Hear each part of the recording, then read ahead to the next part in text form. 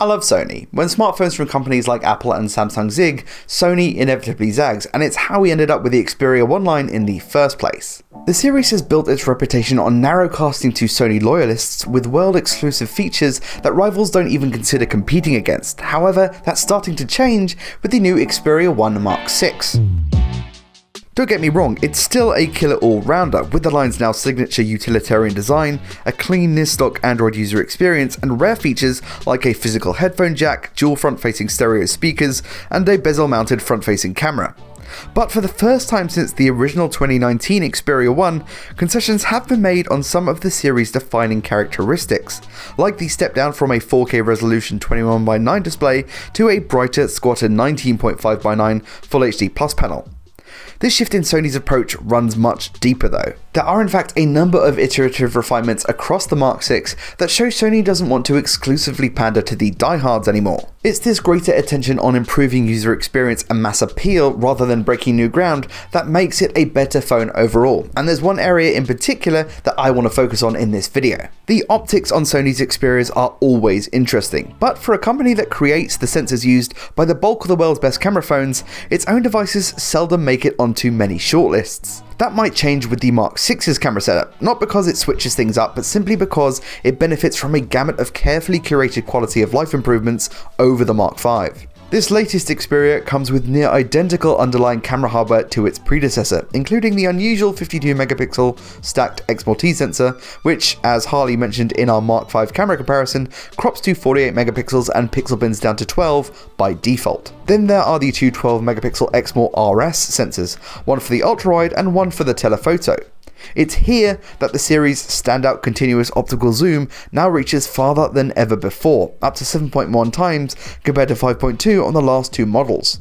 And Sony's managed to get more than you might expect out of it. Beyond straight image quality, competent versatility is one of the main reasons why a camera phone might find itself as an easier recommendation. And as subtle as that improved zoom range might seem, it scores the Xperia 1 Mark VI major points in the versatility department. The obvious advantage is that you can now shoot across more focal lengths than any previous Xperia, from 16mm on the ultra-wide right up to 170mm with lossless optical zoom available from 85mm or 3.5 times up. There's also the primary camera's 2x lossless sensor crop zoom, first encountered on the last Xperia 5, which all in gives the 1 Mark VI 5 discrete lossless focal lengths, or 7 if you include the lossy 10x and max 21.3 times options found within the phone's camera app. Speaking of which, Sony has done away with the convoluted trio of Photo Pro, Video Pro and Cinema Pro and pared the photographic experience back down to a single app. It doesn't have a UI inspired by the company's professional Venice cameras, and Pro Video controls don't arrive until later into 2024, but it otherwise gives you all the functionality you'd expect for a phone of this caliber.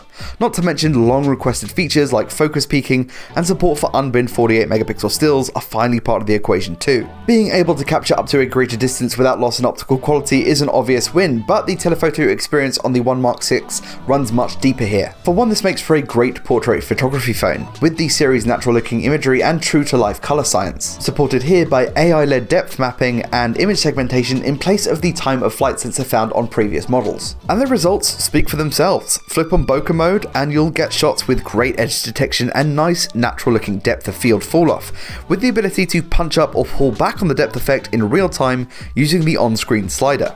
Video capture is arguably one of my favourite aspects of the phone's camera experience, not least because of the improved dynamic range and the ability to shoot at up to 4K 120fps, along with killer slow-mo capture. And the phone's portrait prowess persists here too, with a dedicated bokeh video mode that works across all the phone's main focal lengths, only hamstrung by a Full HD resolution ceiling and, unlike standard video capture, the inability to manipulate zoom once you hit record. While portrait shooting has more practical benefits, Sony has also given the Mark VI's telephoto a party piece of sorts, a new telemacro mode. I'm not talking about the automated close-up mode that kicks in as soon as you're near a subject, but dedicated macro shooting, offering 120 times lossless magnification for some truly unique photos and video.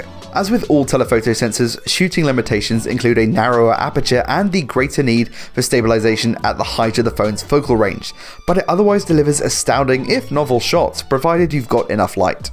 Across the board, the One Mark 6 employs a little extra sharpening compared to the Mark 5, but I'd say the results are better for it. Not to mention it's downright faster to shoot with and makes for a better all-rounder than we've ever seen from the company.